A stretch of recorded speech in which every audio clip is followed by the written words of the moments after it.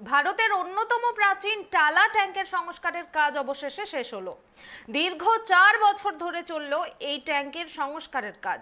যে অত্যাধুনিক প্রযুক্তিতে সংস্কার করা হয়েছে তাতে আগামী 100 বছর আর সংস্কারের প্রয়োজন হবে না বলেই দাবি করলেন মেয়র ফিরহাদ হাকিম।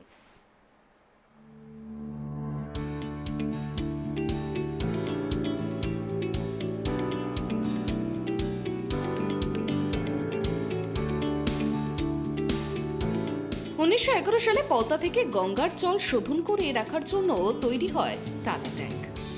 শতাব্দী প্রাচীন এই ট্যাঙ্কের মাটি থেকে উচ্চতা 110 ফুট। ট্যাঙ্কের মোট আয়তন প্রায় 1 লক্ষ বর্গফুট। ট্যাঙ্কের 4টি প্রকোষ্ঠ রয়েছে, যেগুলির এক একটি জলধারণ ক্ষমতা প্রায় 22.5 লক্ষ গ্যালন। পুরো জলাধারের জলধারণ ক্ষমতা প্রায় 90 লক্ষ গ্যালন। পৌরসভা সূত্রে জানা গিয়েছে 100 বছর আগে এই জলাধারের সংস্কারের কাজ শেষবারের মতো হয়েছিল। স্বাভাবিকভাবেই বয়সজনিত কারণে ব্রিটিশ আমলে তৈরি ওই ট্যাঙ্কে ছোট বড় ছিদ্র বাড়তে থাকে। মরচে পড়ায় অনেক ইস্পাতের পাত দুর্বল হয়ে পড়ে। ছিদ্র দিয়ে জল বেরিয়ে যাওয়ার পরিমাণ বৃদ্ধি পাওয়ায় উদ্বেগ বেড়েছিল পুর প্রশাসনের। পরে বিশেষজ্ঞ সংস্থাকে দিয়ে পরীক্ষা করে সংস্কারের সিদ্ধান্ত নেওয়া হয়। শতাব্দী প্রাচীন টালা ট্যাঙ্কের চতুর্থ প্রকোষ্ঠের সংস্কারের কাজ অবশেষে সম্পূর্ণ হলো, যা দেখতে বৃহস্পতিবার কলকাতার মেয়র ফিরহাদ হাকিম পৌরসভার ইঞ্জিনিয়ারদের নিয়ে টালা ট্যাঙ্কের উপরে ওঠেন। জানা গিয়েছে 4টি প্রকোষ্ঠ সংস্কারের কাজে খরচ হয়েছে প্রায় 80 কোটি টাকা। ধন্যবাদ জানাই আমাদের জল সরবরাহ বিভাগকে, যে 100 বছর আগে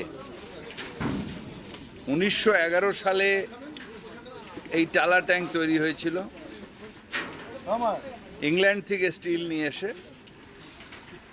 তারপর 100 বছর ধরে এই টালা ট্যাঙ্ক তখন সমগ্র কলকাতার জল সরবরাহ করত। আস্তে আস্তে কলকাতা যখন আরও বড় হলো, বিশেষ করে সাউথ ক্যালকাটা হলো, অ্যাডেড এরিয়া হলো, তখন আমরা গার্ডেন রিচ তৈরি হলো 1977 সালে। কিন্তু আমরা তারপর থেকে টালা ট্যাঙ্কের আস্তে আস্তে 100 বছর অনেক ক্ষয় হয়েছিল, ক্ষতি হয়েছিল। তাই আমরা ব্রিজ অ্যান্ড রুফকে দিয়ে, এক্সপার্টদের দিয়ে এই টালা ট্যাঙ্ক আবার পুনর্গঠন করলাম। অর্থাৎ একটা একটা করে কম্পার্টমেন্ট ভেঙে যাতে জল সরবরাহ বিঘ্নিত না হয়, একটা একটা করে কম্পার্টমেন্ট ভেঙে সেই কম্পার্টমেন্টটাকে একদম নতুন করে তৈরি করা। আগে এখানে সিমেন্টের ছিল, এখন এটাকে স্টিল দেওয়া হলো। নিচে স্টিলের পরে একটা কংক্রিট, তারপরে আবার স্টিল দেওয়া হলো, মানে আরও শক্তিশালী হলো। এবং নিচের পিলারগুলোকে আরও স্ট্রেনথেন করা হলো, যাতে 2123 সালের পরে তখন যা মেয়র থাকবেন বা ডিজি ওয়াটার সাপ্লাই থাকবেন, তখন তারা আবার এসে দেখবেন যে ঠিক আছে কিনা। 2123 সাল পর্যন্ত আর সমস্যা থাকবে না। 7000 মেট্রিক টন ইস্পাত দিয়ে এই জলাধার তৈরি করে ব্রিটিশরা। বিশ্বের বৃহত্তম জাহাজ টাইটানিক যে ইস্পাতে তৈরি হয়েছিল তা দিয়েই করা হয়েছিল টালা জলাধার। গত 4 বছর জল সরবরাহ বন্ধ না রেখেই টালা ট্যাঙ্কের মেরামতির কঠিন চ্যালেঞ্জ হাতে নিয়েছে ব্রিজ অ্যান্ড রুফ কোম্পানি। যে কাঠের পাটাতনের উপর দাঁড়িয়ে রয়েছে জলাধার, সেটা ইস্পাতে করা হয়েছে। প্রতিটি পিলারকে সংস্কার করা হয়েছে। উন্নত মানের ইস্পাত দিয়ে টালা ট্যাঙ্কের দেওয়াল ও ছাদ তৈরি করা হয়েছে। এখন আগে একটা টাইটানিকের যে স্টিল যে কোম্পানি তৈরি করেছিল 1911 সালে, সেই স্টিলের কোম্পানি এটা তৈরি করেছিল। এখন আমাদের দেশের সরকারি কোম্পানি সেল, তারা আমাদের জন্য এই প্লেটগুলো তৈরি করেছে স্পেসিফিকেশন দিয়ে, অর্ডার দেওয়ার অনুযায়ী। স্পেশাল ক্যাটাগরি অ্যালয় সেল দিয়ে এটা তৈরি হয়েছে এবং পিলারগুলো ওখান থেকে নিয়ে আসা হয়েছে।